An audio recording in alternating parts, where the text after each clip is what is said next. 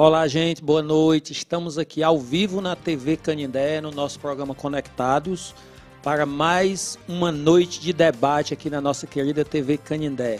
Essa TV que ganha mais espaço no cenário regional.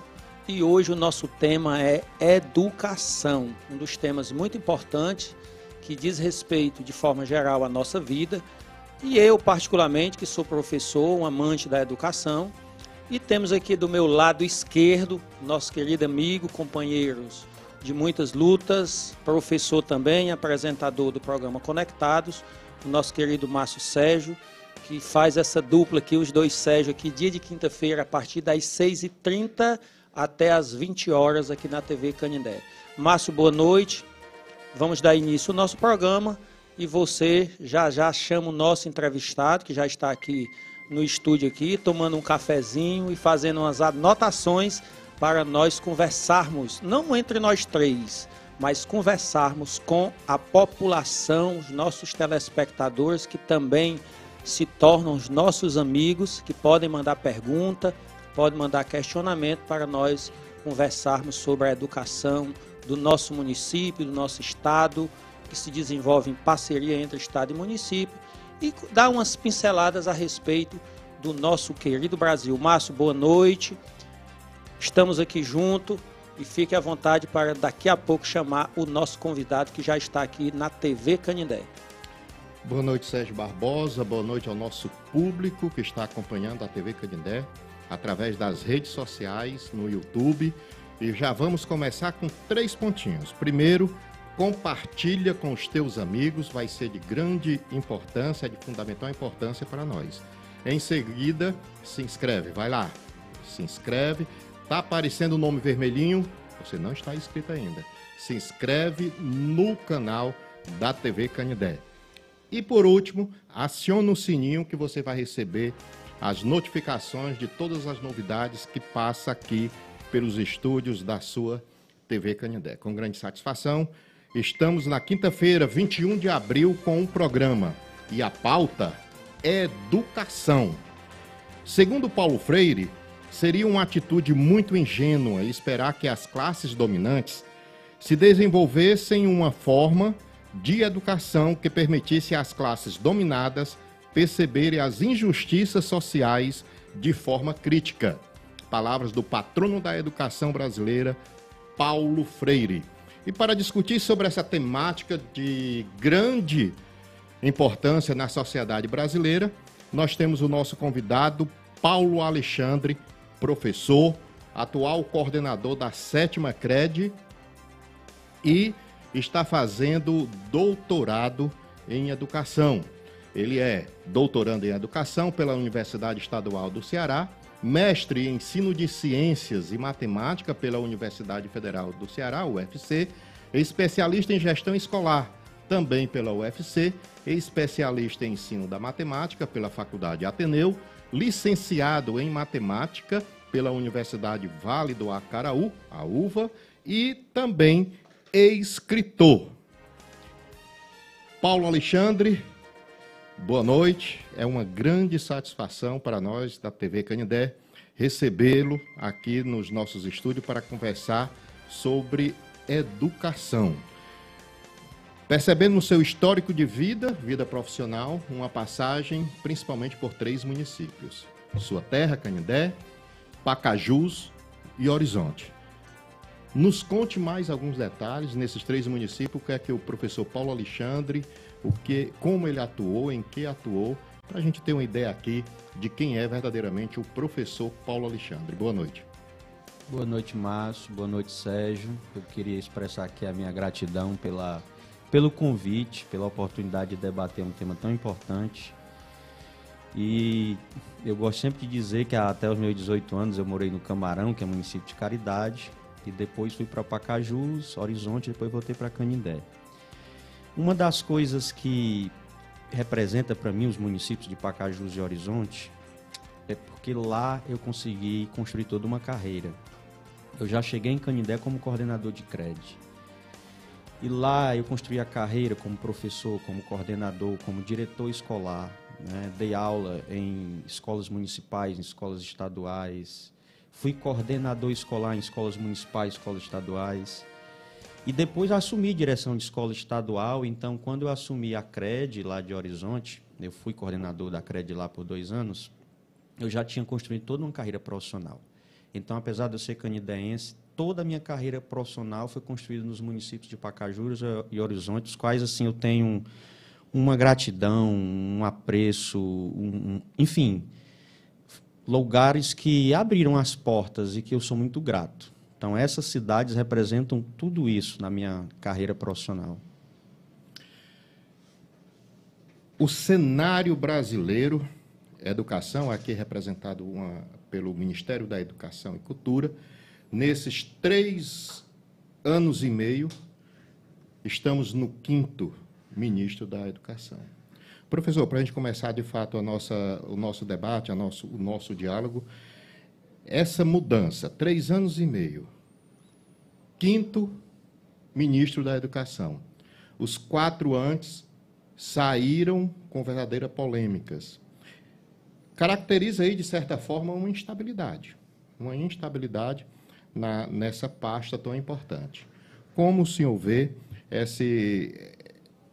essa questão de tanta troca, tanta mudança, o que realmente impactou na educação do Brasil como um todo, no estado do Ceará, no município de Canindé? Márcio, para a gente compreender, é só você pegar uma instância menor. Eu sou coordenador da CRED de Canindé há 7 anos e 4 meses. Para você dar conta com qualidade de uma função pública, há um tempo para você, primeiro, se adaptar, conhecer. Então, quando você diz que são 5 ministros, você observa o quanto ficou afetado os processos educacionais. Você foi diretor de escola. Você imagina uma escola passando por 5 diretores num período de menos de 4 anos. Vamos pegar uma escola que você foi diretor, Frei Policarpo. Vamos imaginar o Frei Policarpo em um período de menos de 4 anos, passando 4 diretores. Não tem continuidade. O que um faz, o outro às vezes desfaz. Você tem a descontinuidade dos programas, dos projetos, não é? do Plano Nacional de Educação, aprovado em 2014, que vai até 2024. Então, você imagina a gravidade disso na dimensão de um país. Um ministro, para ele se apropriar de tudo que um Ministério da Educação exige, ele precisa de tempo, ele precisa de liderança. Então, como nós já temos o 5º ministro, isso significa dizer que, para além de questões políticas, a gente tem o mais afetado, que é o aluno, porque as políticas elas são afetadas por isso. Então, o ideal é que a gente tenha um processo de continuidade na gestão pública. Como eu estou já há 7 anos lá na 7ª CRED, a gente pode, por conhecimento, pela implantação das políticas públicas, a gente tem uma continuidade. Então, representa descontinuidade, mas o mais grave, representa uma educação que passa a ser afetada com essa troca, com essa instabilidade no MEC. Você falou de ministros, mas tem outros tantos cargos dentro do MEC, em que as pessoas são exoneradas ou pedem para sair em momentos importantes, como do Enem, que é uma prova tão importante, enfim. Então, é motivo de muita lamentação. Nós somos 3 educadores, o Sérgio, você e eu, nós somos 3 educadores. Então, quando você imagina isso, eu que sei que a educação conseguiu transformar as nossas vidas, nós 3 que aqui estamos, a gente teve, assim, a nossa vida atravessada por um processo educacional. E esse processo educacional não ocorreu à toa, né? Teve toda uma intencionalidade, políticas públicas. Então, para ficar numa representação institucional, porque eu tenho as minhas posições pessoais, a minha visão de mundo, eu poderia dizer muito. Mas, como você me apresentou aqui como coordenador da 7ª CRED, eu só tenho muito a lamentar o fato do Brasil ter tido 5 ministros nos últimos 3 anos. Paulo, boa noite você mais uma vez. E, assim, eu fico muito satisfeito quando eu sento numa mesa dessa aqui de conversa para a gente tratar de educação. E, de uma forma ou de outra, tratar também de política. Por quê? Porque a educação, já dizia Paulo Freire e tantos outros, e a gente diz também, a educação realmente transforma a vida das pessoas na sociedade. E eu acredito que nós precisamos ser cada vez mais protagonistas da nossa história e poder ajudar a construir o Brasil, o Canindé, o Ceará, enfim. Os prejuízos, você falou assim um pouco por alto, mas assim, percebe que os prejuízos educacional ultimamente no Brasil não são poucos. De uma forma ou de outra, Estado e município foram afetados. Mas diante dessa política de colaboração que se dá na esfera estadual e municipal, mesmo nesses tempos de pandemia, dentro aqui da 7ª CRED, vamos fechar aqui dentro da 7ª CRED, mas, até fazendo um parênteses, mas é difícil de desvincular a sua pessoa de hoje coordenador da CRED e um cidadão que pode expor sua opinião, mas a gente queria que de vez em quando aqui você pode ser incisivo, não tem problema. Eu posso ser o Paulo, cidadão candidaísta. Deve, eu acho que deve. Tudo bem. Então, assim, diante desse, a gente sabe que o processo educacional, falando aqui para os nossos telespectadores, ele se dá numa parceria, que é o que nós chamamos de colaboração, viu, minha gente? É o Estado ajudando o município e o município procurando ajudar o Estado para que a educação dos filhos de vocês aconteça. Mesmo com essas dificuldades do governo federal que atinge, de uma forma ou de outra, a vida da sociedade, de forma especial a educação. Como você vê o desenvolvimento da política educacional do Estado e município, sobretudo dos municípios que a CRED coordena? Qual é a tua visão diante desse período difícil, mesmo com essas dificuldades do governo federal, em alguns momentos, de coordenação, de desenvolvimento de política pública?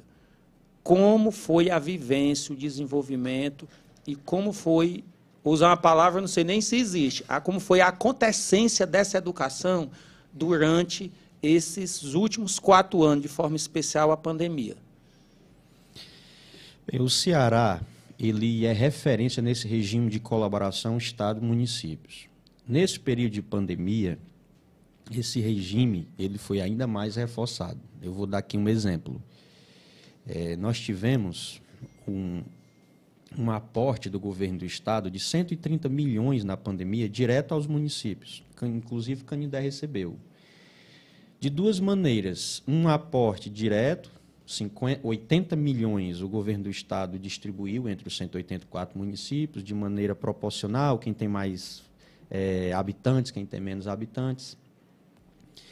E esses 80 milhões os municípios receberam nesse momento de pandemia para atuar naquilo que for mais prioridade. Se fosse prioridade comprar tablet, se fosse prioridade reformar uma escola, enfim, comprar ônibus. E também um aporte de 50 milhões para a compra de equipamentos, porque nesse período de pandemia, então o Estado do Ceará, ele caminha junto com os municípios. Embora nem todo mundo que está assistindo sabe que a lei diz que o ensino fundamental, que é até o 9º ano, é responsabilidade dos municípios. Eu sei que vocês sabem, mas como a gente está aqui, né, a gente precisa explicar isso a quem está nos escutando. Com certeza. Ensino fundamental é responsabilidade dos municípios. Ensino médio, responsabilidade dos estados. E o ensino superior é responsabilidade do governo federal. Só que o Ceará ele tem um diferencial. Aqui no Ceará, embora a responsabilidade constitucional seja com o ensino médio, o Estado do Ceará faz um aporte muito grande nos municípios, com formação, com bolsa, com equipamento, com material. Então, esse apoio do governo do Estado aos municípios, ele ajuda a diminuir as desigualdades educacionais, porque antes da pandemia, que eu acho que a centralidade da sua pergunta foi essa, antes da pandemia, independente da condição socioeconômica do aluno, quando ele chegava na escola, ele tinha a mesma educação. Não importa de onde ele veio, a que condição social ele pertence. Quando esse aluno das mais diversas localidades chegava na escola antes da pandemia, ele tinha a mesma educação. Mas a pandemia revelou uma disparidade muito grande que é de acesso à tecnologia. Então, com a pandemia, você tinha alunos que tinha um quarto com ar-condicionado, com computador, com internet de alta velocidade. E você tinha alunos que não tinham sequer um celular para assistir uma aula. Então, nesse aspecto, eu costumo dizer que o Ceará é uma referência, o governo do Estado do Ceará é uma referência nesse período de pandemia, porque houve a distribuição de tablets e chips para todos os alunos da rede pública. Tem aluno que não precisava? Pode ser que não, né, tivesse aluno que não precisasse, mas aquele aluno que, às vezes, o pai tem 3, 4 filhos e só tinha um celular para dividir entre 4, 2, 3... Quando esse aluno passou a receber o tablet e o chip, que é 20 gigas mensais, é uma velocidade, né, uma quantidade muito expressiva, dá para você assistir vídeo o mês todo, assistir aula, e não acaba.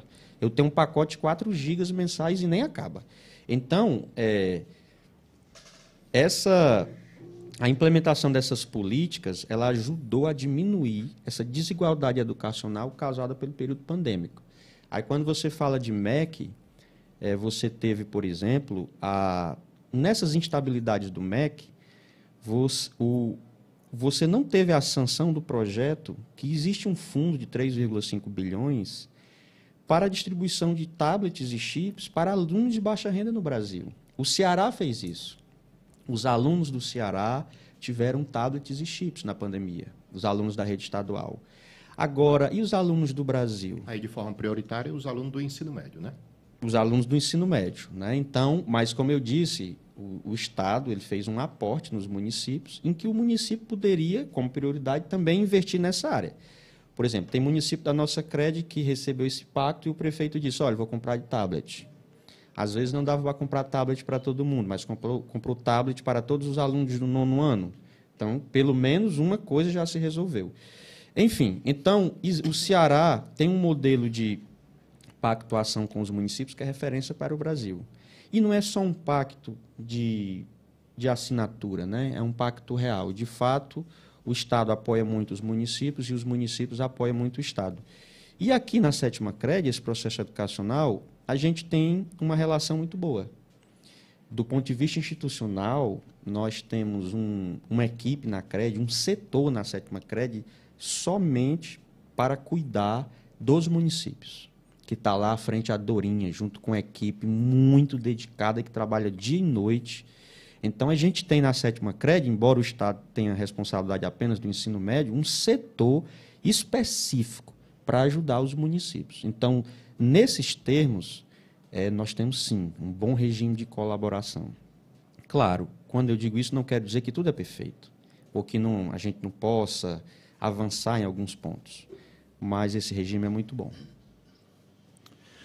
Olha, gente, nós estamos hoje debatendo educação aqui no nosso programa Conectados.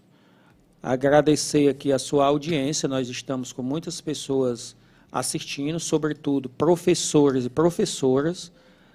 Não é uma aula, mas é importante os nossos professores estarem participando aqui. Vou até destacar aqui da nossa amiga Jaiane, que ela é professora do município e também do Estado, né? Recém-mestranda, né, a Jaiane, o José Carlos, que é professor do município, a Renatiane, professor do município. Então, temos aqui alguns professores participando aqui do nosso programa. A gente quer agradecer a audiência, entre tantas outras pessoas. E no programa passado, Paulo, a gente estava falando aqui de esporte, e até a Alana Kess esteve aqui. Eu quero, inclusive, me retratar com as pessoas, Márcio, que ficaram me cobrando um boa noite, um abraço. Quero mandar um abraço para o meu amigo Toninho, que ele é motorista da Fretcar. Nesse momento, ele está naquele trânsito de Fortaleza, mas amanhã eu sei que ele está assistindo o nosso programa. Não é a reprise, né? Ele tem acesso e assiste amanhã. Então, Toninho, um abraço aqui, me desculpando, porque no programa passado foi um programa até bem dinâmico, falando de esporte. A Alana Kess e o Cristiano, muito dinâmico aqui, foi um bom programa. Quero mandar um abraço, bom trabalho aí para você. Então, hoje nós estamos aqui com o Paulo Alexandre, coordenador da 7ª CRED. Já está com quantos anos, Paulo, lá fazendo no seu trabalho? 7 anos. 7 anos, né? Antes você estava na CRED, 9. CRED de Horizonte. CRED de Horizonte, né? Eu, particularmente, não conhecia o Paulo Alexandre antes de vir para Canindé, né? Ele saiu né, digamos, um pouco mais no anonimato, e quando chegou já foi diretor da CRED, e eu já comecei a visualizar e foi se destacando aqui no trabalho dele, logicamente com essa equipe, ou parte dessa equipe, que acho que de vez em quando deve ter algum ajuste, ou reajuste na equipe, e de antemão parabenizar pelo seu currículo, pelo seu trabalho na CRED 7. Realmente a educação estadual, ela é modelo para o Brasil, tem feito um bom trabalho. E essa sequência, não estou voltando para a primeira pergunta, mas essa sequência de mudança, eu acho que, eu não sei se foi copiado dos times brasileiros, porque no ano só tem 4, 5, 6 treinadores, né? Então, time que se mexe demais pode se complicar. Então, os prejuízos é visível na educação brasileira, mas a gente espera, torce e luta para que essa educação realmente possa evoluir cada vez mais, porque, ai de mim, vou falar aqui por mim, ai de mim sem educação. Né? Sou professor com muito orgulho e não quero aqui contar a minha história, afinal, nós temos um entrevistado aqui para debater educação. Hoje, coincidentemente, nós estamos comemorando também, ou relembrando, o 21 de abril, né? Tiradentes, uma figura bastante falada, né? Lá da Inconfidência Mineira, que hoje completa ano, né? Comemorado esse feriado nacional. Né? Os professores de história fazem um bom debate em torno disso, é importante a gente conhecer a história. Paulo, além do seu currículo, da sua experiência, né, do trabalho aqui na CRED 7, a gente vai conhecendo a vida das pessoas e a gente sabe que você é um pesquisador. Eu queria que você falasse um pouco, saindo um pouquinho da educação, de sala de aula, desse debate. Você tem um livro. Vamos fazer um parênteses e fale um pouco desse livro, que foi até algo que a gente poderia ter convidado para você trazer o livro, mas a gente teve essa pequena falha. Fale um pouco do Paulo escritor, essa inspiração de escrever esse livro para um público infinito.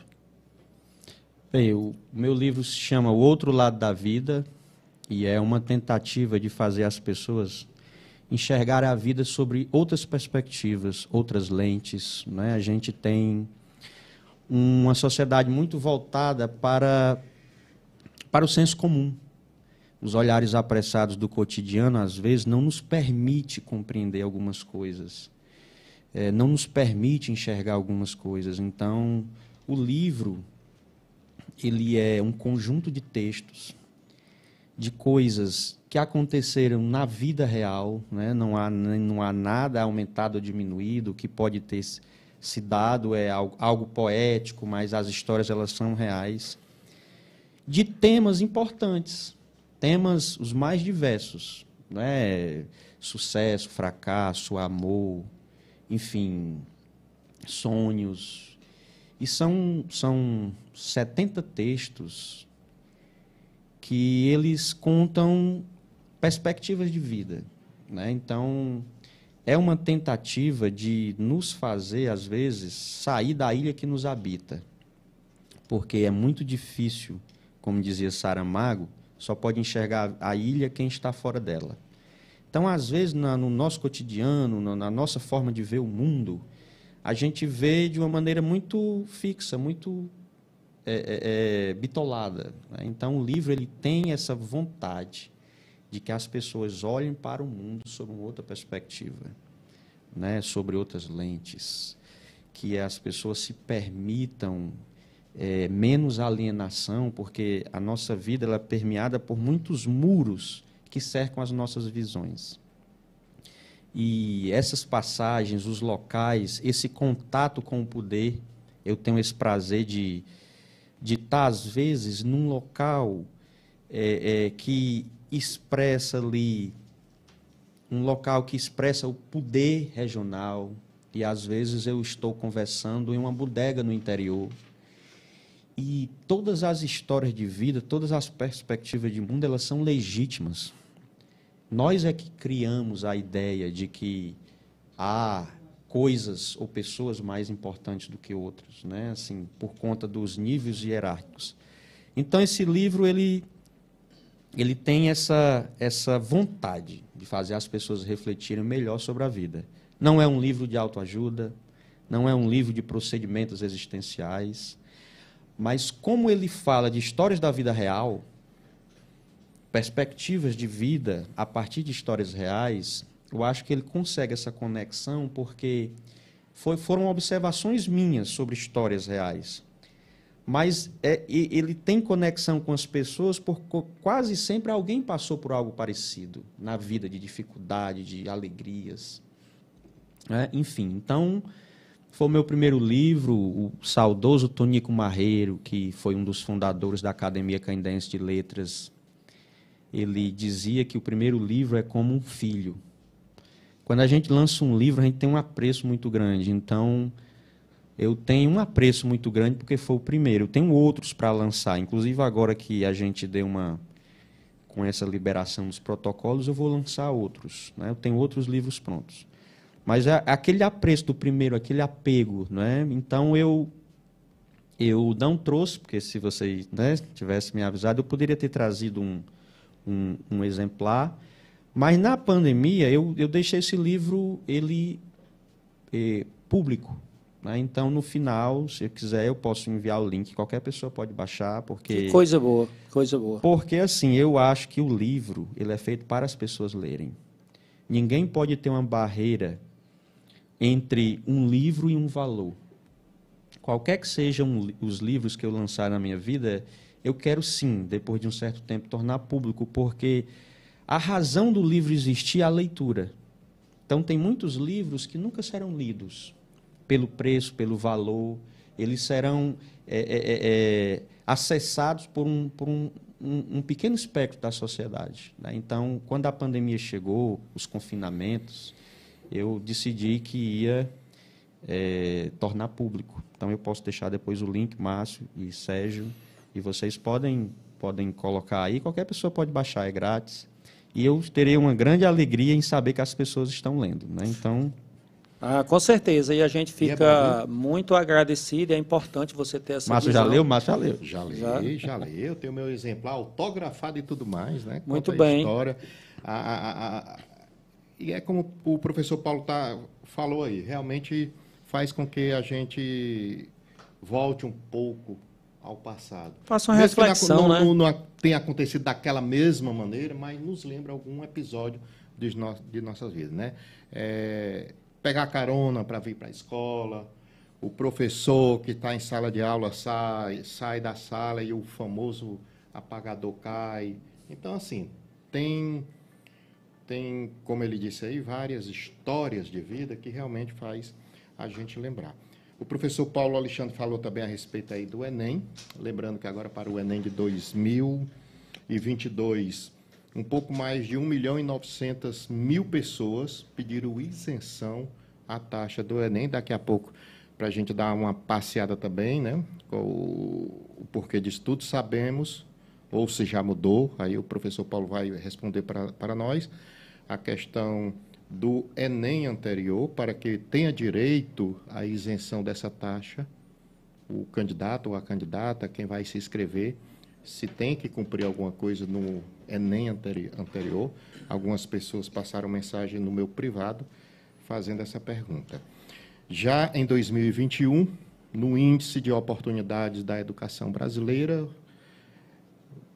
numa relação de 20 municípios, lê-se 18 municípios cearenses, sendo que, no primeiro lugar, Sobral e Cruz empataram nesse índice de oportunidade, né? Que tem vários fatores, inclusive a questão de algumas ações desenvolvidas dentro do município, envolvendo saúde, educação, o próprio IDEB, né? O Índice de Desenvolvimento lá da antiga Prova Brasil, agora o SAEB. Enfim, Sobral e Cruz. Nós sabemos também que a educação, escola não tem receita pronta. Mas o que nós poderíamos retratar aqui desses dois municípios, se tem algo de bem feito, claro que teve, porque empataram em primeiro lugar, a nível nacional, né, nesse índice, e o que é que a gente poderia aproveitar e fazer alguns paralelos, por exemplo, com o município de Canindé? Olha, Sobral, Márcio, ele está há 30 anos, do ponto de vista de perspectiva, à frente dos demais municípios. Porque eu sou fruto, Sobral, em 96, quando o Cid assumiu a prefeitura, ele decidiu fazer um processo seletivo meritocrático. Então, uma das coisas, um dos aspectos. E eu sou coordenador de CRED fruto disso. Eu fiz uma seleção para coordenador de CRED quando o Cid era governador. E fiz essa seleção, passei, e eu achava, a gente sempre acha que é um jogo de cartas marcadas. Então, como eu não tinha nenhuma relação política, nenhum poder político, nenhuma ligação com nenhum político lá em Pacajus, nem em Horizonte, eu fiz a prova, passei, mas, sinceramente, nunca acreditei que ia ser chamado, porque eu pensava que assumir uma CRED, que é uma representação política do Estado, quando eu digo política, não do ponto de vista político partidário, mas a CRED é uma representação técnica e uma representação política do Estado. Uhum. Então, o que aconteceu comigo, por ter sido escolhido por um processo meritocrático, que eu também não acreditava, depois que eu passei, que meu nome foi publicado em Diário Oficial, eu não achei que ia... Então, Sobral, quando eu digo que ele está à frente, é porque Sobral começou a implantar um regime de meritocracia há 30 anos atrás. E qual é a diferença do regime de meritocracia na educação? Ele legitima a liderança. Você foi diretor do Frei Policarpo, mas você se tornou diretor do Frei Policarpo por um processo meritocrático. Primeiro, você fez uma prova e você demonstrou capacidade técnica. Se você não tivesse demonstrado capacidade técnica, sequer você poderia concorrer à eleição de diretor.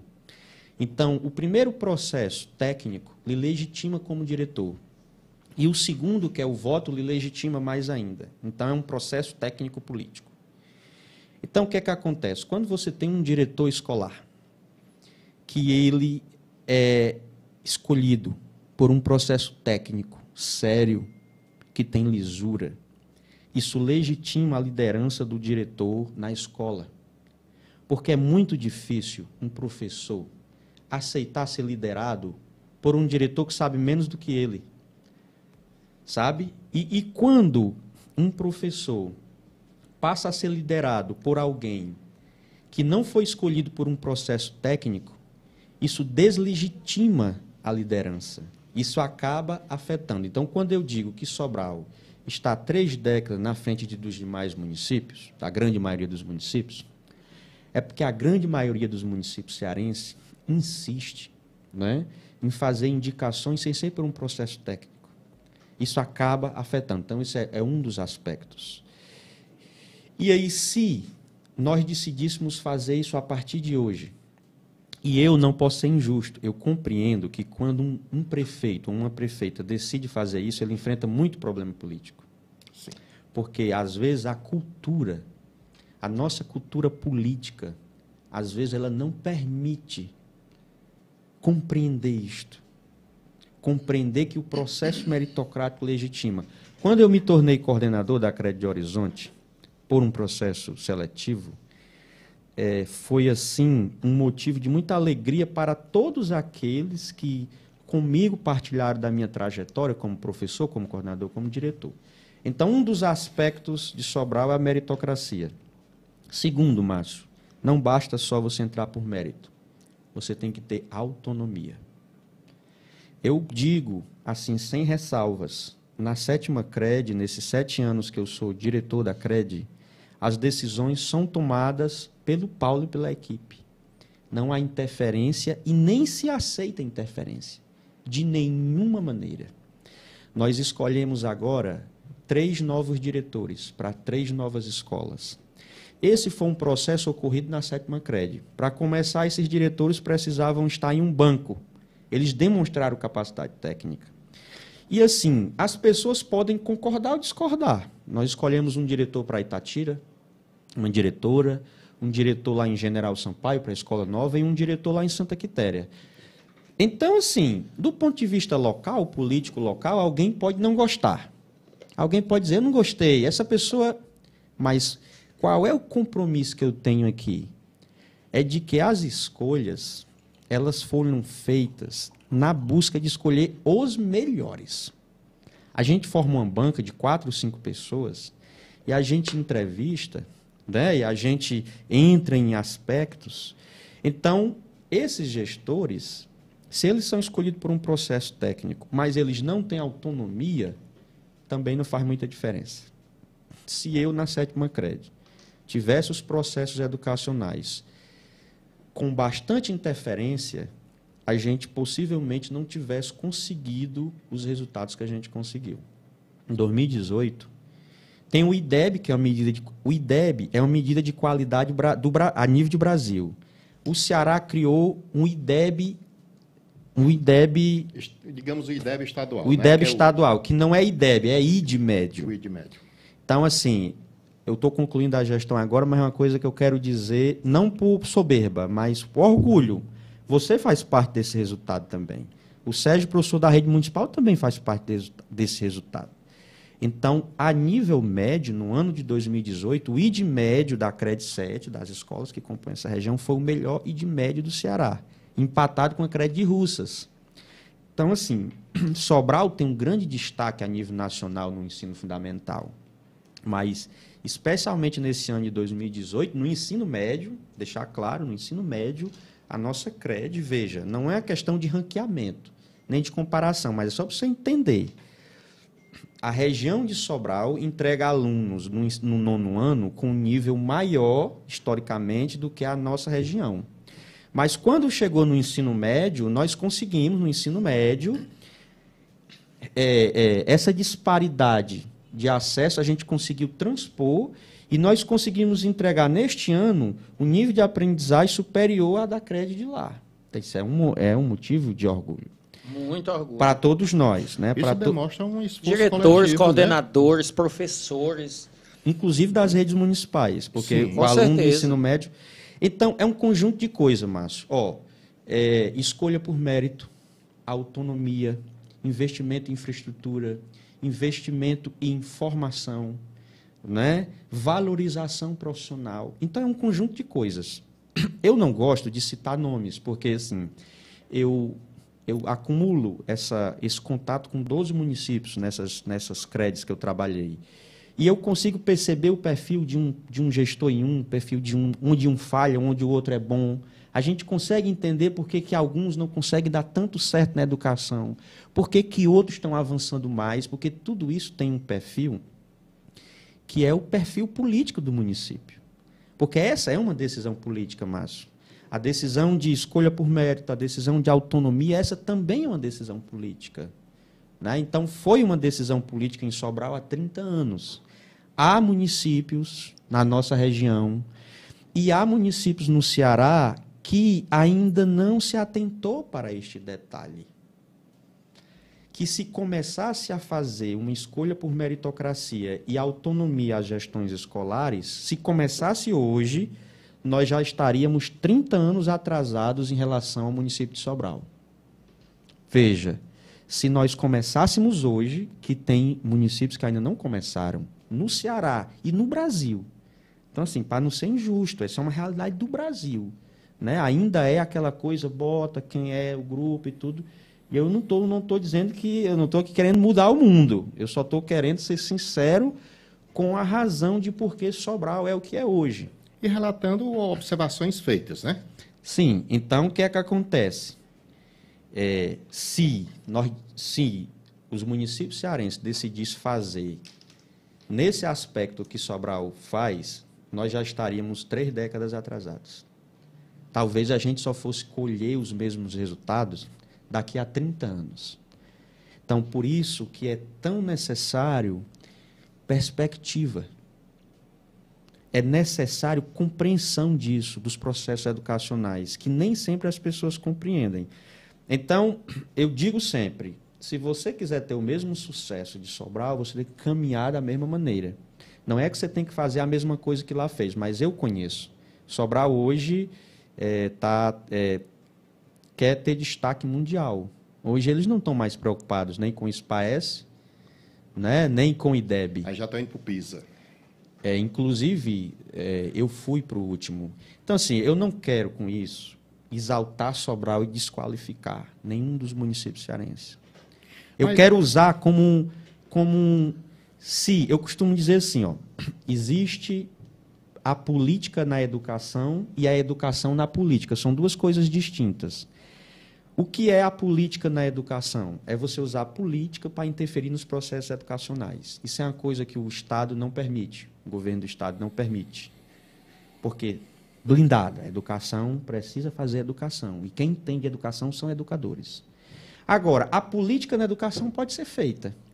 Se um prefeito, inclusive deve ser feita. Se um prefeito e uma prefeita blinda a educação e diz, aqui quem faz a educação são os educadores. Nós queremos meritocracia e queremos autonomia para as gestões. E toma isso como uma decisão política. Vai ter problema? Vai. Vai ter alguém pressionando? Vai. Isso é natural. Isso deve ter acontecido em Sobral quando aconteceu, mas se cria uma cultura depois, né? Agora, política na educação não faz bem. Agora, a educação na política faz bem. Se um prefeito consegue, ou uma prefeita, um gestor municipal, consegue ter bons resultados educacionais, ela pode usar isso como no processo político. Entendeu a diferença de usar a política na educação e a educação na política? Mas, Paulo, me diga uma coisa. A gente percebe aí, né? Você está deixando bem a entender o seu apoio, a sua aceitação com referência à seleção, buscando essa questão da meritocracia. Isso. Não defende a carreira, gestores? Carreira de gestores? Sim. Concurso? Concurso diretamente para gestor? Sim. Bem, há municípios, né, que têm a carreira específica. Nós não tínhamos entrado nesse tema. Isso. Né? Sim. Okay, pela sua conversa, tudo porque eu já li algumas matérias de alguns municípios que têm coordenadores, supervisores, diretores da rede, né? Carreira, concurso e tudo mais. Aí até onde poderia ser salutar ou prejudicial, não sei, qual seria a sua visão? Eu penso que um gestor... Isso, agora deixar bem entendido para o nosso público, né? O que seria vantagem, desvantagem, prejudicial no nosso contexto, no nosso cenário como Estado do Ceará. Eu penso que é o seguinte, o que legitima uma boa liderança é o processo. Se você faz um processo somente para gestão, alguém pode nunca ter tido nem contato com uma sala de aula, faz o concurso para ser um diretor, né, que é isso que você está dizendo, Sim. E passa a ser diretor. Com isso, eu não quero dizer que a pessoa, por não ter passado por um processo, não possa ser um bom diretor. Sim. Mas o processo é que transforma. Uma coisa é você ter sido diretor sem nunca ter sido professor. Uma coisa é você ser diretor tendo sido professor, coordenador escolar. Porque, olha, há diferenças. Quando eu estava na coordenação de escola, é uma maneira de ver a escola. Quando você é um coordenador escolar, você tem limites. Você vai até aqui, porque até aqui não é mais competência sua, é diretor.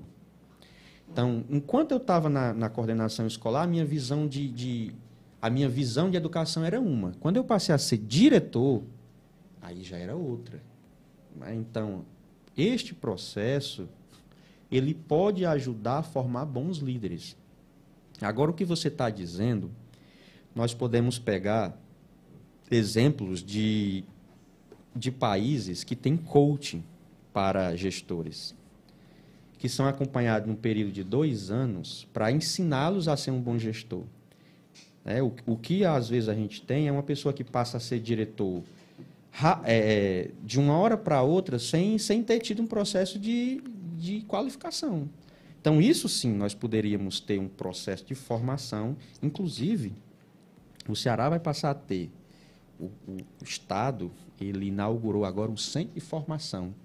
O governo do Estado do Ceará comprou uma universidade lá em Fortaleza, quase um quarteirão inteiro, e ali vai ser o centro de formação de professores no Ceará, inspirado em Singapura.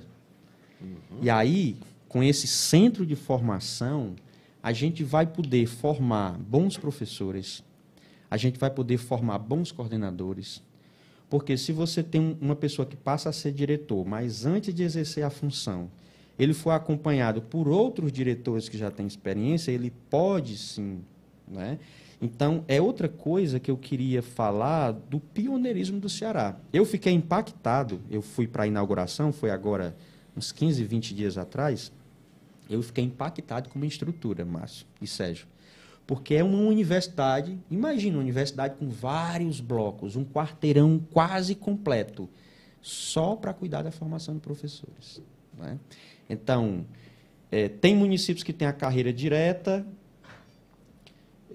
Eu penso, né, assim, eu não estou aqui dando a minha posição institucional, mas eu penso que fazer um concurso diretamente só para isso, sem ter um percurso, eu penso que para a educação não faz muito. É um pouco temeroso, né? Porque pode ser que alguém assuma sem ter nenhum o tato da escola. Com certeza. Paulo e Márcio, eu queria trazer aqui alguns comentários que o pessoal está fazendo aí no programa. Trazer aqui na tela grande aí, PV, por favor.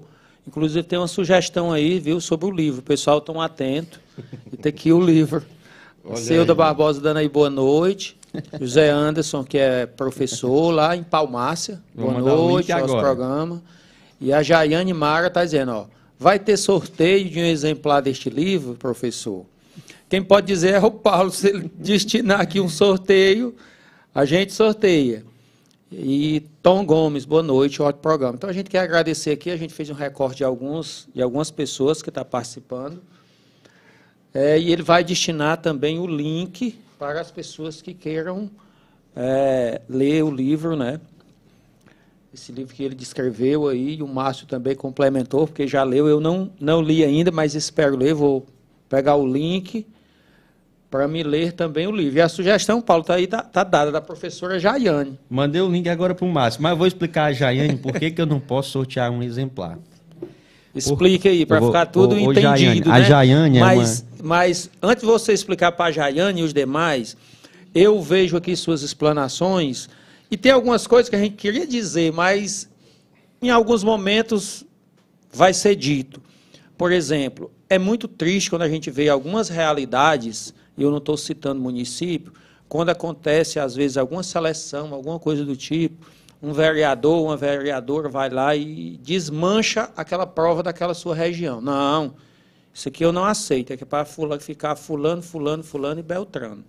Gente que não tem nenhum perfil de educação. Então, essa realidade ainda permeia o nosso Brasil e também dentro do estado do Ceará. Então, é algo assim muito triste que ainda se presencia no meio educacional. Eu entendo que o fazer educação tem que estar voltado para os professores. É eles que se preparam para isso e é eles que têm que galgar e estar lá mesmo, coordenando e dirigindo as escolas e os professores dentro do processo legal e de seleção, está lá assumindo os postos para que a educação realmente dê certo. Paulo, eu tomei a palavra, mas pode falar para a Jaiane e para aqueles que estavam na expectativa aí de ganhar um livro.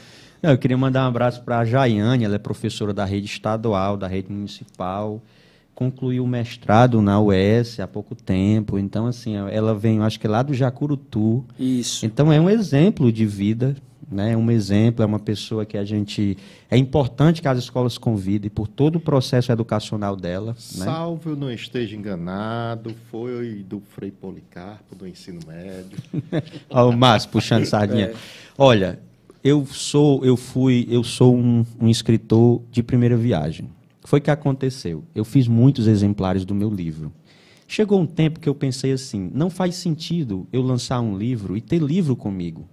Então eu dei dezenas de palestras, distribuí centenas de livros. Porque eu não via sentido nenhum ter um livro que eu lancei na minha casa. Só que eu cometi o grande equívoco de distribuir tudo.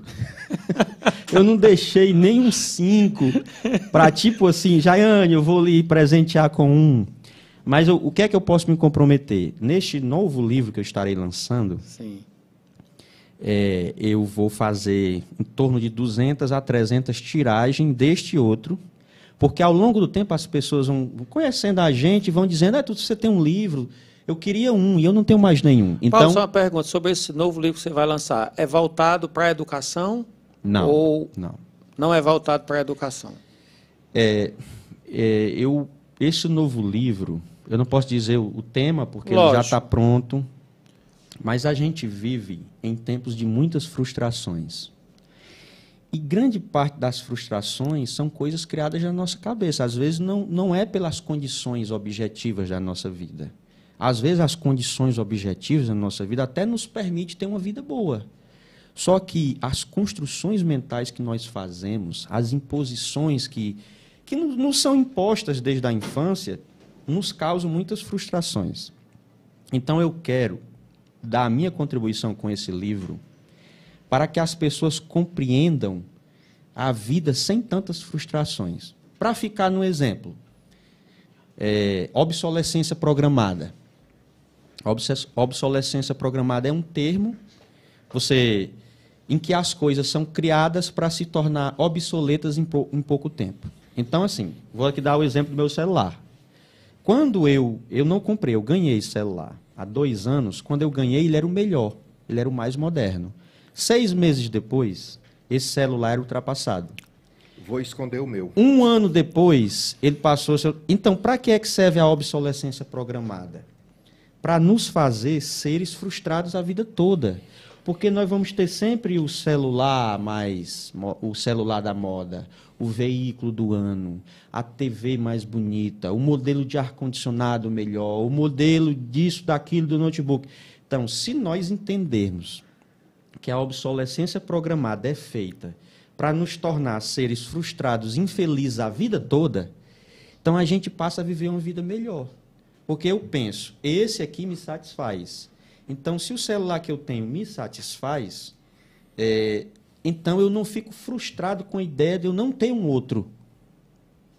Você está entendendo? Então, às vezes, a nossa frustração não é pela minha condição imediata e objetiva da minha vida. Porque as condições objetivas da minha vida, nesse tempo histórico, permitem com que eu tenha este celular. E se eu compreender que este me satisfaz, não estou falando de conformismo, estou falando de compreensão do mundo, de menos alienação. Uhum. Então, se eu compreendo que esse me satisfaz nesse tempo histórico, eu levo uma vida melhor, eu levo uma vida mais leve. Então, muitas frustrações são criadas porque a gente, às vezes, não compreende os mecanismos que nos frustram. Né? Então, a gente cria uma fábrica de necessidades. E vou dizer, o meu outro celular, antes de eu ganhar este, o meu outro celular, ele até hoje minha filha usa. Quando eu ganhei esse há 2 anos atrás, o que eu tinha, que eu já usava uns 3, 4 anos, eu passei para minha filha. Então, ela usa até hoje. Significa dizer que se eu não tivesse ganho esse, eu poderia estar com o meu já há muito tempo. Com isso, eu não quero fazer aqui uma apologia à miséria e à pobreza, não. Estou dizendo que você deve ter o pior celular.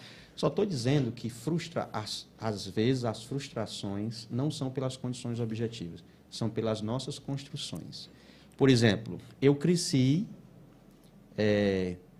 com a ideia de que se eu não tivesse um ovo de Páscoa na Páscoa, se eu não tivesse um sapatinho novo no Natal, isso me fazia um ser frustrado. Eu cresci nesse modelo. Nós crescemos nesse modelo. Então, quando a gente diz para uma criança de famílias que vêm 4, 5 filhos, 6, como nós somos 6 irmãos, que no Natal ele tem que ter um sapatinho novo, e que se o sapato novo não vier, isso significa frustração, nós vamos criar uma geração de pessoas frustradas. E tem tantas outras ilusões. A ilusão da segurança. A ilusão da segurança. Às vezes a gente acha que colocar uma cerca elétrica, um muro alto, andar no carro blindado. Não estou sendo contra. Quem puder e quiser fazer isso, faça. Mas o que é que acontece? É uma ilusão que nos impõe. Porque no outro dia você sai do carro, você vai tomar um café. Você sai da sua casa, você abre o portão.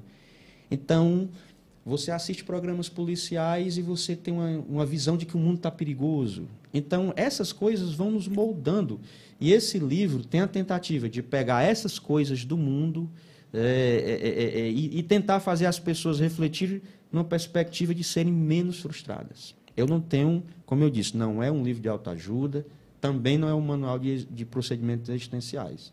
Mas tem muita coisa que dá para mudar a partir da perspectiva. Pelo seu explicação sobre o livro, é um livro que já dá curiosidade, né, para a gente conhecer, porque parte de uma realidade e faz a gente refletir sobre muitas coisas. Olha, Paulo, tem aqui, Paulo, uma pergunta aqui que eu disse, até comentei mais cedo aqui, o Márcio chegou e a gente ficou conversando aqui. Diante do seu desafio de sair para Canindé e depois voltar e já chegar como coordenador da CRED, você sendo canindéense e trabalhando atualmente em Canindé há bons anos, há um número bom de anos, o que isso ajudou para você se estabelecer e desenvolver o trabalho como coordenador da CRED? O que isso ajudou para o desenvolvimento das políticas públicas a nível de Estado e também que se desenvolve nessa parceria com o município, ou que, de certa forma, dificultou a realização de algumas ações? Eu queria que você conversasse a respeito disso, porque, às vezes, isso pode se tornar bom, ou seja, ajudar positivamente, mas, às vezes, isso às vezes se torna, em alguns momentos, gargalo. Esse cara chegou aqui, é de Canindé, chegou agora e quer fazer tudo do jeito dele, ou assim, ou assado. Ou então, não, ele é de Canindé, a gente pode levar tudo aqui, que ele conhece já a gente, é de família aqui, eu conheço a mãe dele, o pai dele, mora ali, é ali do Camarão e tal. Eu queria que você falasse sobre isso, para nós, para os nossos telespectadores, para a gente entender como foi que você chegou e como você, digamos, desenhou esse desenvolvimento educacional a partir da coordenação da CRED, logicamente junto com a sua equipe. Ser canindéense e ter assumido a CRED trouxe muitas coisas boas e muitas coisas ruins. Para ser bem sincero, o fato de eu ser canindéense e assumir um cargo, e do ponto de vista de cidadão me posicionar, isso traz problemas. Por exemplo, nem todo mundo vai compreender que existe o Paulo, coordenador de CRED, e o Paulo, cidadão.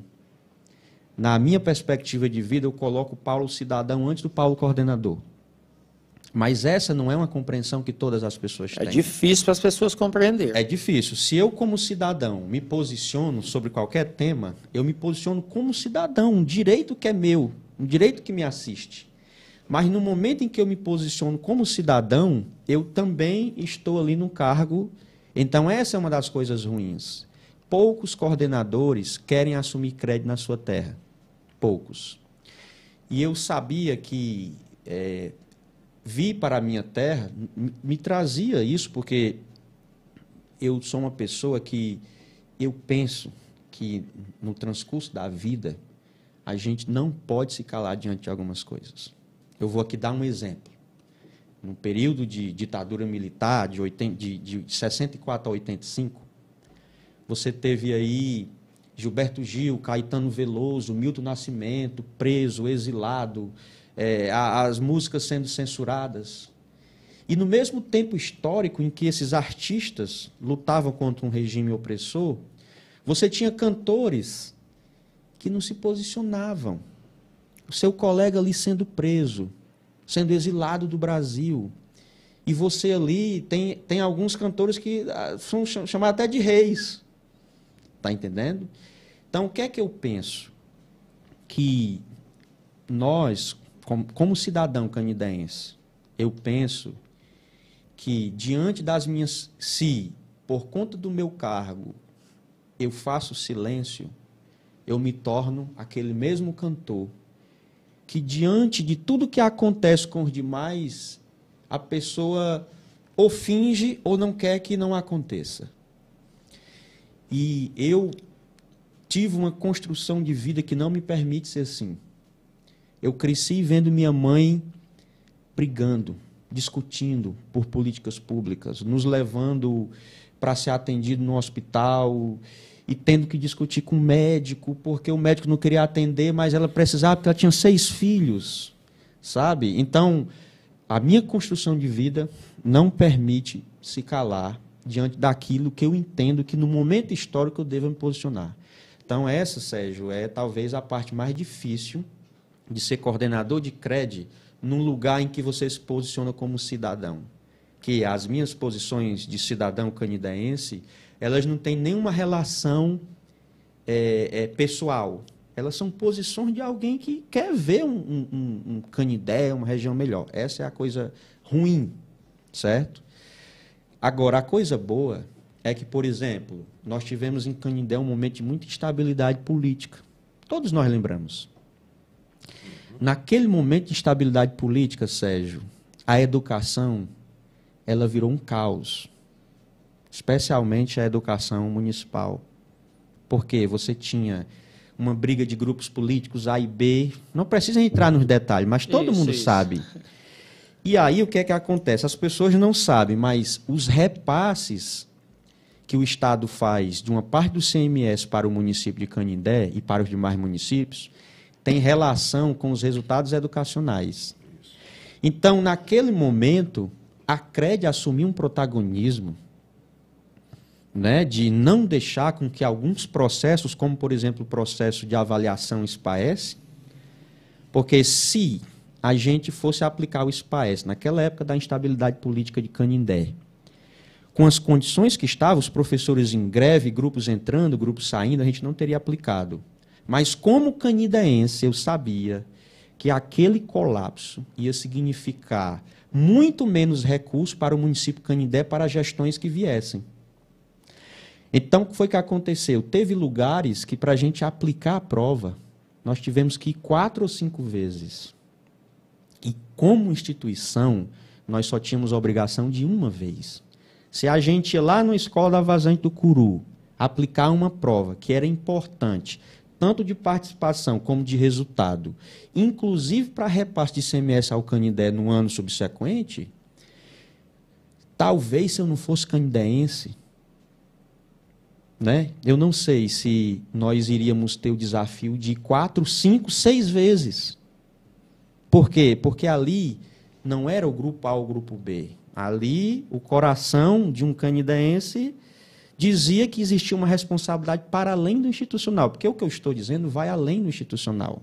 Fala, né, mais alto. Tem momento que o coração realmente fala mais alto. Está entendendo? Então, nesse aspecto, e aí, quando você vai uma vez aplicar... Professor, aí, respeitando essa questão da institucionalidade, de ir somente uma vez, o professor, na condição de coordenador da CRED, optasse por não ir, aí aquela escola seria enquadrada como escola não avaliada e isso iria impactar de forma negativa, descendo o resultado? Sim, se nenhum aluno foi avaliado, quando os resultados iriam cair substancialmente, e o Ceará tem uma lei que é referência, que a distribuição de ICMS, ela é feita por meio de... Uma parte do ICMS no Ceará é distribuído com os municípios a partir dos resultados educacionais.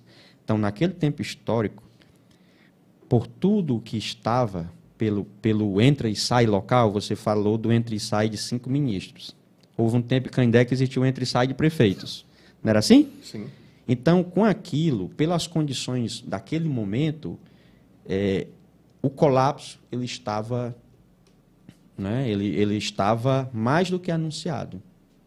Então, o esforço que foi feito para tentar compensar, né, uma instabilidade política que o município passava, ele era um esforço que ele foi muito além das nossas próprias condições, né? Assim, claro, nós faríamos isso para qualquer um, né? Assim, nós faríamos, mas isso só aconteceu de todos os municípios com os quais eu tive contato, só com Canindé, né? Assim, não quer dizer que a gente privilegiou Canindé, não, a gente faria isso com todos os municípios que passasse por uma instabilidade dessa. Mas ali é o que eu estou dizendo. Se não fosse um canindense na 7ª CRED, a pergunta é, será que as pessoas fariam esse esforço para além do que o institucional exige? Essa pode, né? Pode ser que até fizesse melhor. Mas como não há uma responsabilidade, pode ser. Então, essa é a parte boa, né? A parte boa de você representar ali representar o seu local, de você... Porque, como canidense, eu só tenho uma prerrogativa, é ajudar a melhorar todos os processos, na educação, enfim. E aí, quando nós somos convidados, não só do ponto de vista institucional, né, como coordenador de crédito, mas como cidadão, para qualquer que seja o desafio fora da institucionalidade, a gente não pensa duas vezes. Eu costumo dizer assim, foi para a coisa boa, pode contar comigo, sabe? Pode contar comigo, porque a minha família é desta região, né? Inclusive, a minha família é a família mais numerosa dessa região. Eu tenho centenas de primos. Minha avó teve 86 netos, 76 bisnetos, agora já está com uns 20 tataranetos. Então, essa é uma região que faz muito sentido lutar por ela, porque nela eu nasci, nela eu vivi, nela habita as pessoas, os familiares, os amigos, os colegas de escola, né? Então, vale muito a pena. Sim. Então, essa é uma coisa boa de ter. E é bom que se diga também para os professores que estão acompanhando o nosso programa e que vão assistir futuramente, que, além desse detalhe, o resultado de avaliações externas, como o SPAES, SAEB e outros, a questão da reprovação também tem um impacto negativo no resultado e, por consequência disso, poderá sofrer alguma perda lá na frente nessa questão do repasse do ICMS, penso eu, né, também? Eu usei a dimensão financeira, é um detalhe, sim, mas sim. A dimensão financeira nesse período era o mínimo. Né? Assim, eu estou falando mesmo de que a sétima CRED, ela tem essa incumbência de dar apoio quando os municípios mais precisam. Sabe? A nossa grande função é essa. Eu sempre digo que eu ando... Às vezes, a nossa relação de mais proximidade com o município, de menos proximidade com o outro, não é uma relação de crédito, é uma relação... Porque, eu costumo dizer, tem municípios que eu ando muito mais do que outros. Mas é porque, como nós somos consumidos pela pauta do ensino médio, a pauta de municípios ela é uma pauta que é demandada pelo município. Então, por exemplo, se o município de General Sampaio demandar, nós estamos lá. Se o município demandar mais do que Canindé, se é o município que está pedindo apoio mais do que Canindé, nós vamos estar lá mais do que Canindé. Se Canindé demandar mais do que Santa Quitéria, porque essa é uma demanda que vem de lá para cá, porque a nossa equipe CRED ela é toda voltada, exceto um setor para o ensino médio. Mas a gente tem um setor lá que é exclusivo, né? Então, faz muito sentido. Quando eu vou para a sétima CRED, tem uma diferença de quando eu ia para a nona CRED. Quando eu sento ali na sétima, no meu gabinete, há uma diferença. E a gente não pode deixar de dizer isso. Lá na nona CRED, eu sempre busquei fazer o meu melhor, né, como coordenador, o máximo que eu podia. Mas a minha conexão com a região era diferente da conexão daqui. Sabe? A minha conexão era diferente. Isso é igual pais que, às vezes, aparenta ter um carinho maior por um filho do que por outro. Aí, não, tudo igual.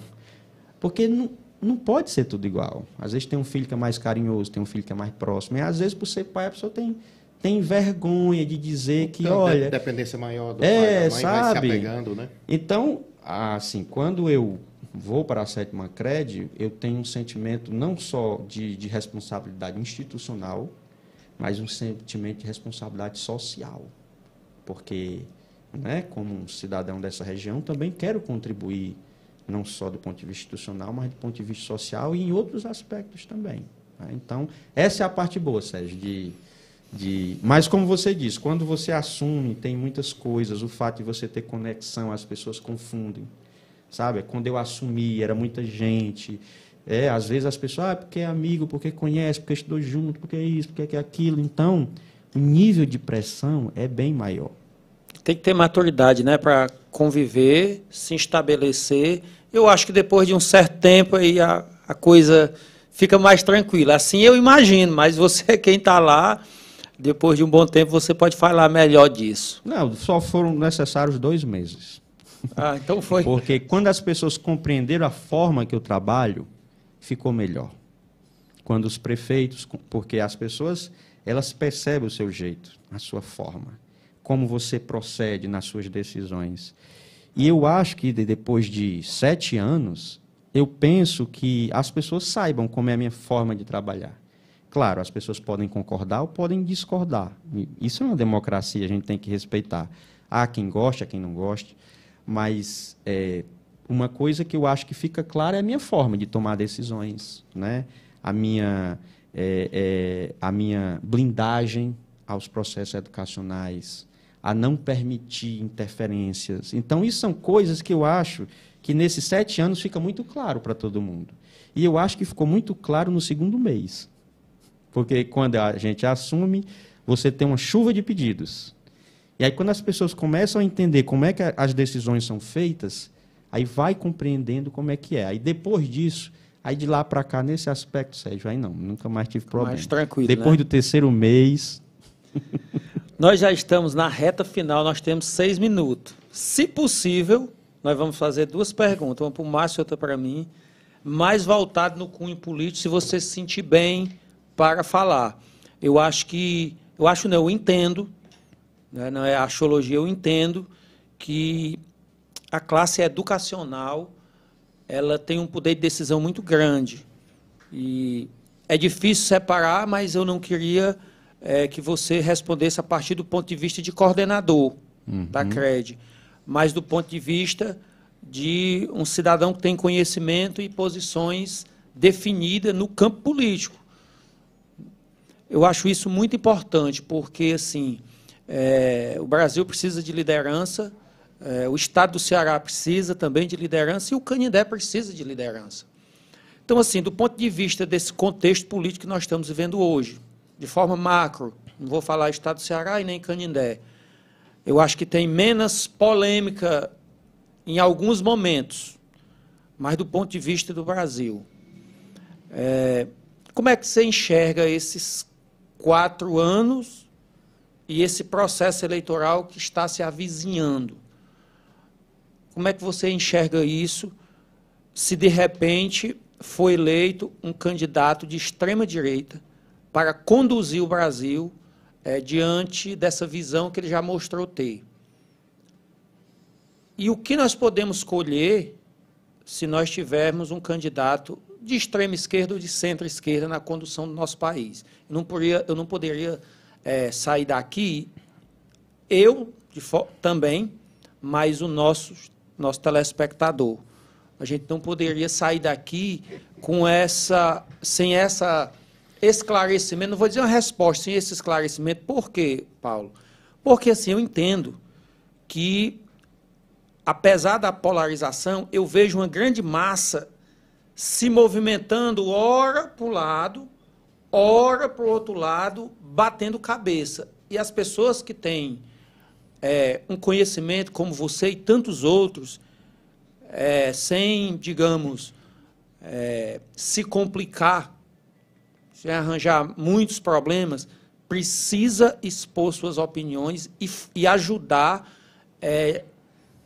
tirar tantas dúvidas e perguntas na cabeça do nosso povo. Eu acho que isso é um momento especial, um momento importante. E se a gente pode dar essa contribuição, por que não? Por isso eu queria que você fizesse a sua explanação, porque eu acho extremamente necessário. E, paulatinamente, no nosso programa aqui, a gente já conversou com o Márcio, com aqui o chefe da nossa TV.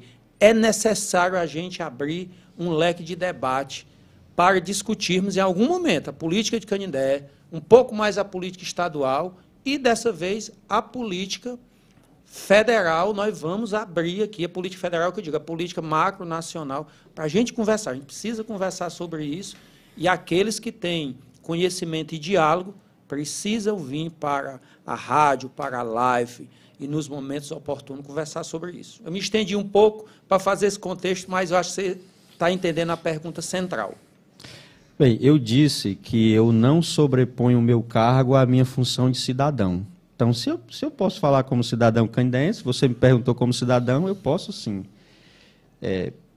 A sua pergunta, ela carece de uma análise muito mais profunda, Sérgio, porque hoje a gente tem uma juventude que só lê textos de, no máximo, 1,5 parágrafo e só assistem vídeos de, no máximo, 1,5 minutos.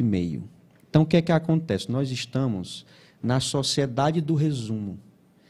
Então, as profundas discussões, inclusive sobre a política, que é tão relevante, porque nós estamos próximos de um processo eleitoral para governo federal, elas estão cada vez mais superficiais. Sabe o que é a discussão política hoje para a juventude? É meme. Não que isso não seja importante. Às vezes um meme, ele expressa. Mas antes de dar a minha opinião sobre esse processo que você fala, se ganha em extrema-direita, se ganha em extrema-esquerda, eu preciso fazer um exercício de sinceridade com quem nos escuta. Tranquilo, com certeza. Porque eu sou uma pessoa que defende a criticidade, a capacidade das pessoas compreenderem o que é que eu estou querendo dizer por trás do que eu estou querendo dizer, o que é que eu estou querendo dizer nas entrelinhas. Então, primeiro, eu quero dizer que, do meu ponto de vista pessoal, eu me coloco no campo da esquerda. Porque, como eu digo que me coloco no campo da esquerda, tudo que eu vou dizer da agora para frente, as pessoas vão compreender. Está entendendo? É porque ele é. Mas, por que eu digo que eu me coloco no campo da esquerda? Que as pessoas elas não compreendem a origem desses termos. Elas confundem esquerda e direita com partido político no Brasil. E o termo esquerda e direita surgiu a partir da Revolução Francesa, em que você tinha os jacobinos e os gerondinos, e a França vivia um processo de convulsão social, de pobreza, fome e tudo. Então, os que sentavam do lado esquerdo do parlamento francês, eles lutavam por melhorias e transformação social. Isso para as pessoas compreenderem, não confundirem que eu sou de esquerda, eu sou do partido A ou B. Então, quem sentava do lado esquerdo do parlamento francês eram aqueles que estavam inconformados com a fome, com a miséria, com a pobreza, com a concentração de renda em pequenos grupos. Então, as pessoas que sentavam do lado esquerdo do parlamento francês, eles queriam transformação. Os que sentavam do lado direito do parlamento, eles não queriam. A aristocracia francesa, aquelas pessoas que tinham sua vida um tanto quanto garantida, eles não queriam mudanças. Então, vou dar aqui um exemplo, já que você pediu a minha opinião pessoal. Tranquilo. Pode ser que alguém que em 2018 votou no Bolsonaro seja de esquerda. Como? Mas, Paulo, como? Ser de esquerda são pessoas. Se você é uma pessoa, veja, não confunda esquerda e direita com partido. Esquerda, o termo, é do grupo que cria mudança, melhorias, igualdade social. Direita é o grupo que não quer mudança. Vamos aqui no Brasil. Hoje, a gasolina em Canindé está quase R$8. Você acha que tem ou não tem pessoas no Brasil beneficiadas com a gasolina a R$8?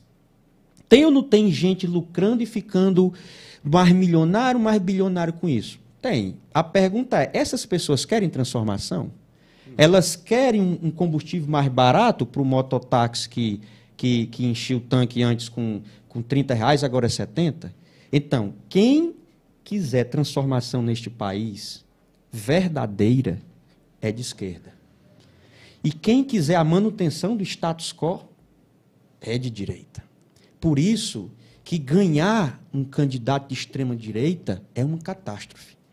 Eu costumo dizer que ser pobre e ser de direita é uma contradição. Ser pobre e ser de direita era, por exemplo, estar lá no governo do Collor e defender o confisco da poupança.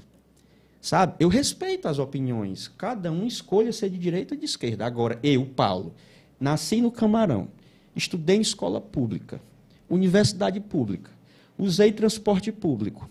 Como é que eu posso aceitar que o país continue do jeito que está? Com 100 milhões de brasileiros que hoje não se alimenta bem, 19 milhões. Então, eu considero que, a partir do meu espectro, da minha visão de mundo, que ganhar um candidato de extrema-direita no Brasil será um grande catástrofe do ponto de vista social. Com isso, eu não quero dizer que o Brasil não será melhor para muitos.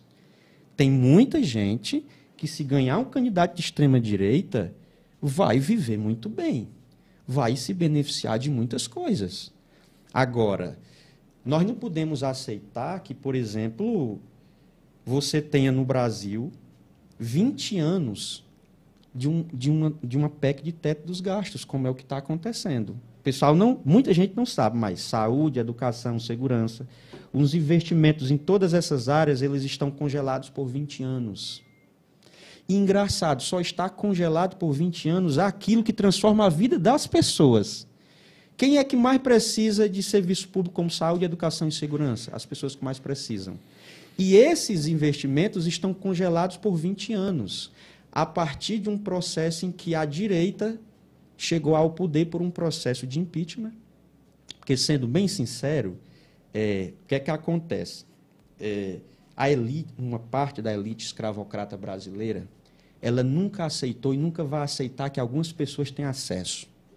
Sabe? Porque nós somos construídos sobre uma elite escravocrata. Então, a partir do momento que uma parte da sociedade passou a ter acesso a algumas coisas, toda vez que isso acontece na história do Brasil, o poder é tomado.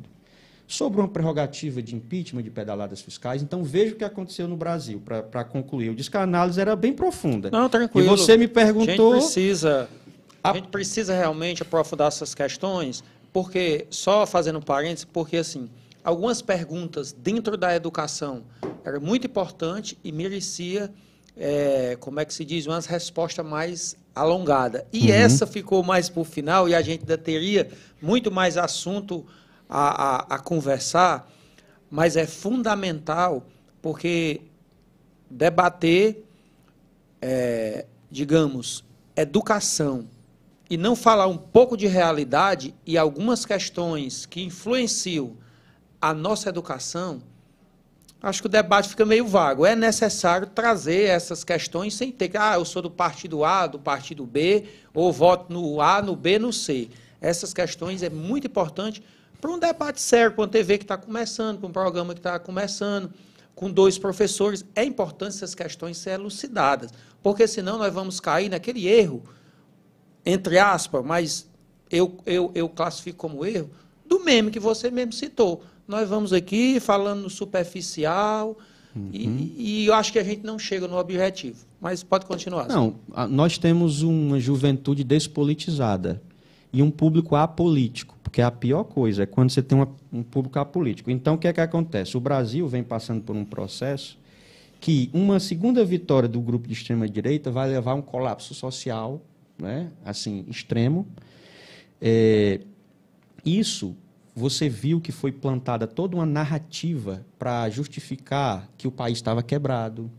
Olha, se você for observar, para que o trabalhador seja afetado sem achar que está afetado, é preciso construir nele um pensamento de alienação. O que é que se dizia no Brasil com a reforma trabalhista? A reforma trabalhista, se fizer, vai gerar 6 milhões de empregos. Então, um público despolitizado pensou, não, se lá está dizendo que se eu vou fazer a reforma trabalhista, eu vou gerar 6 milhões de empregos, então eu aceito a reforma trabalhista. Entendeu? E aí a gente aceitou a reforma trabalhista. E ela tirou 96 direitos dos brasileiros, e isso faz com que você contribua menos, isso cria lá um déficit lá na Previdência.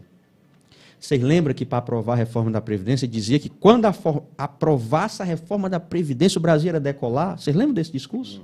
Então, no Brasil, sempre plantadas narrativas. Brasil está quebrado. Olha, lá no impeachment de Dilma, o Brasil está quebrado.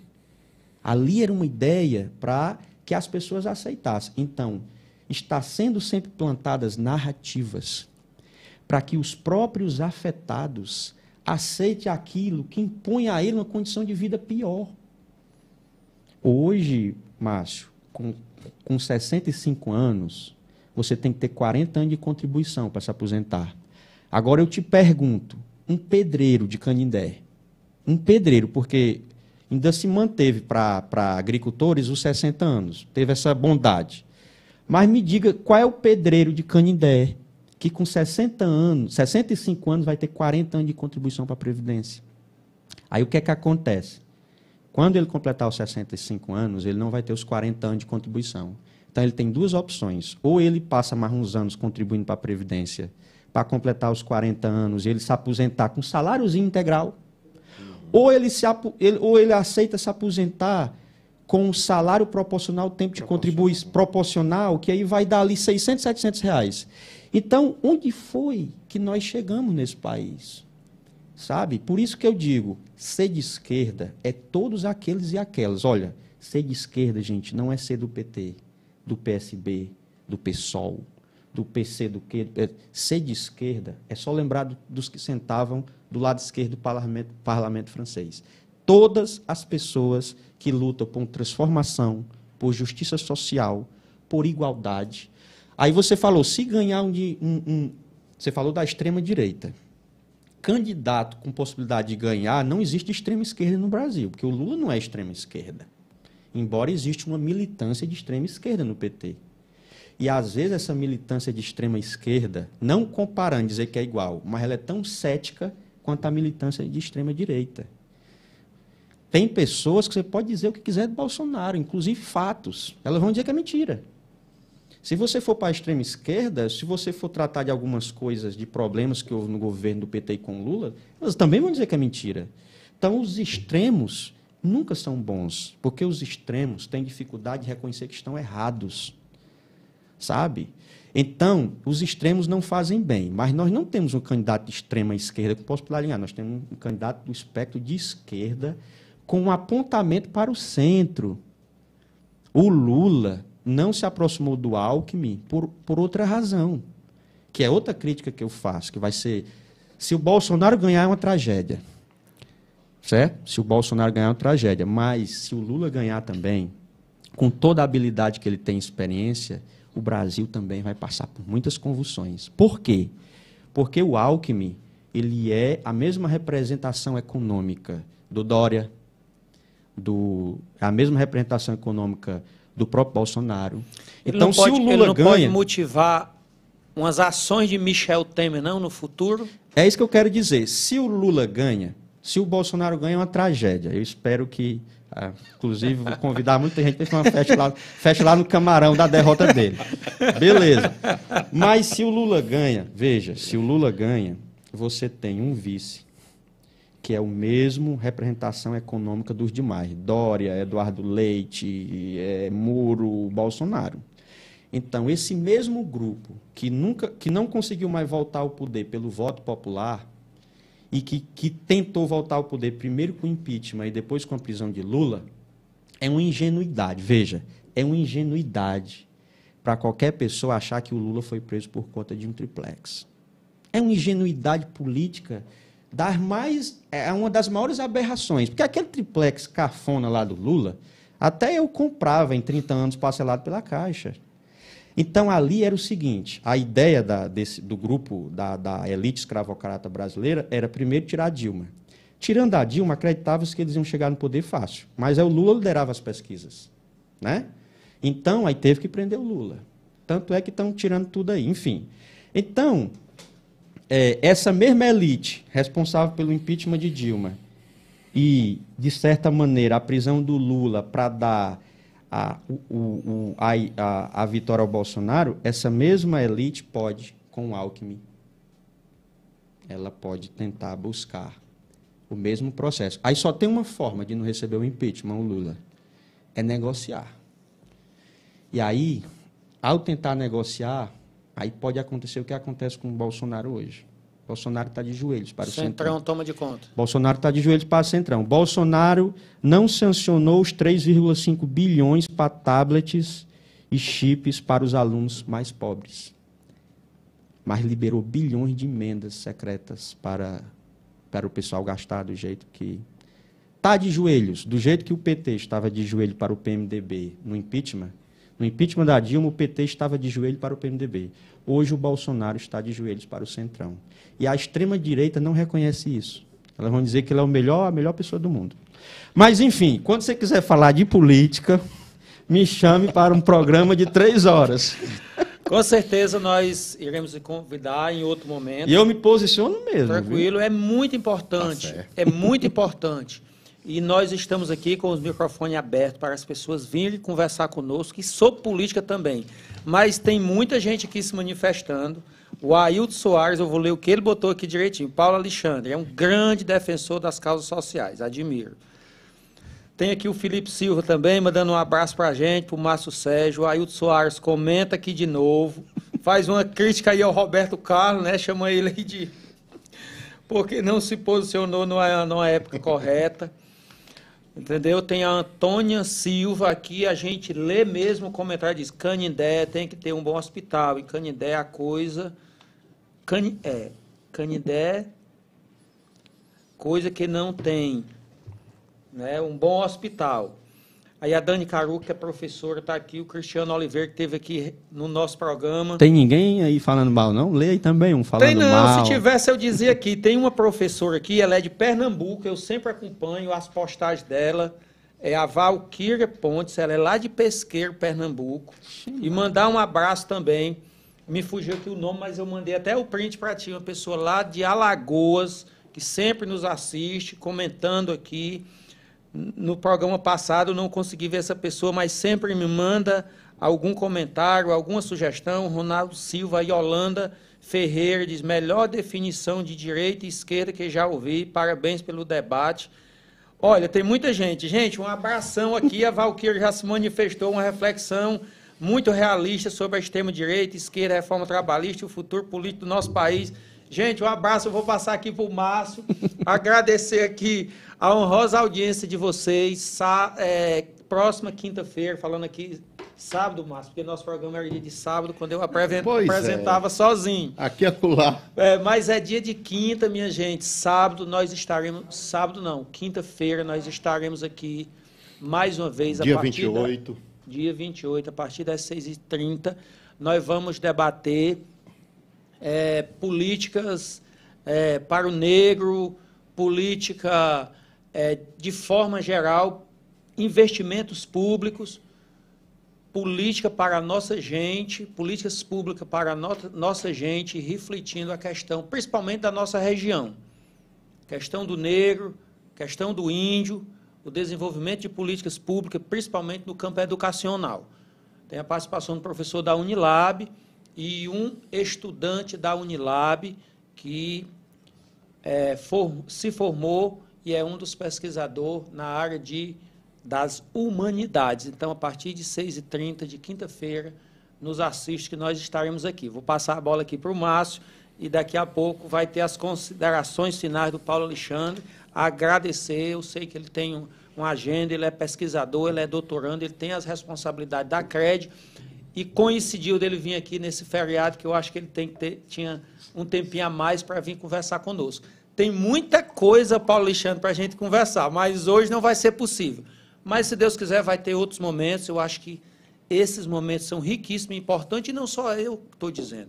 É o povo aqui se manifestando, não tem nem como eu ler, Márcio, todos os comentários. A bola é com você, Márcio, eu estou me despedindo. Gente, um abração. Toda quinta nós estamos aqui. Sérgio Barbosa, que bom, né? O tempo passou voando, falar de educação aqui numa mesa com 3 professores, 3 educadores, aí foi bom demais. Agradecer a todos os nossos amigos e amigas que estão acompanhando, e por falar nisso, 2 professores fazendo a apresentação do Conectados, a gente vai também, já foi aqui indicado o livro do professor Paulo Alexandre, O Outro Lado da Vida, o link, já passei para o PV soltou aí, PV? Ok, então já está aí, você pode entrar aí no TV Canindé, no canal da TV Canindé, o link do livro O Outro Lado da Vida, do professor Paulo Alexandre Queiroz, vai estar à disposição e você pode acessar no formato PDF. E nós temos aqui o livro de uma colega nossa também, vamos levar para o costume, está trazendo e indicando livros para os nossos telespectadores, né? Projovem Campo, o olhar da comunidade Japuara em Canindé, Ceará, da professora Getuliana Souza Colares. O livro você não pode também deixar fora da sua biblioteca pessoal. Adquira o livro, faça a leitura, uma história e tanto aqui, em nome da professora Getuliana Souza Colares. Professor Paulo Alexandre, aí, a gente agradece a sua presença aqui no programa Conectados e fique aí as suas considerações finais. Eu queria agradecer e parabenizar, Márcio, a quem pensou nesse projeto, TV Canindé. Eu vim de uma CRED que já tinha 2 TVs. Não a TV web, aqui ainda é TV web. TVs mesmo.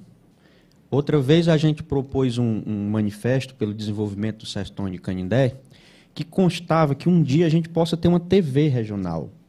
Uma TV que não seja a TV apenas web, mas assim, a iniciativa de ter uma TV, ela é muito importante. Então, eu queria parabenizar e a vocês dois agradecer. As perguntas, como eu não gosto de me furtar de perguntas, porque eu digo que o silêncio é preenchido do jeito que as pessoas querem. Quando um educador faz silêncio diante da desigualdade, diante das injustiças, diante da política, quando o educador faz silêncio diante de uma política federal, estadual, municipal, ele permite com que esse silêncio seja preenchido por outras pessoas, por memes, por fake news, por mensagens em massas. Então, a oportunidade de debater, eu sei que a gente não se aprofundou muito, para mim é sempre um prazer, eu venho com muito gosto e me coloco aqui à disposição. Quando quiserem falar sobre outros assuntos, eu gosto muito de esporte, gosto muito de política, educação também, né?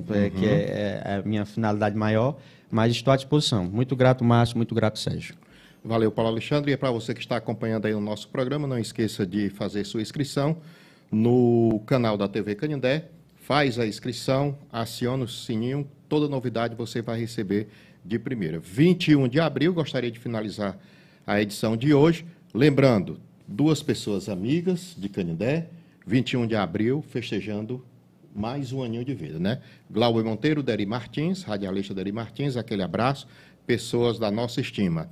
E deixei por último, propositalmente, 21 de abril, também é o aniversário da Dona Flávia, a minha mãe, está em Croatá, São Gonçalo do Amarante, acompanhando o nosso programa. Um abraço para toda a família e, de forma especial, para a minha mãe, Dona Flávia, completando mais um ano de vida. Dia 28, próxima quinta-feira, Márcio Sérgio, Sérgio Barbosa e Márcio Sérgio estarão aqui com mais uma edição do programa Conectados. Contamos com a sua honrosa audiência. Tchau, tchau, boa noite e um beijo no coração.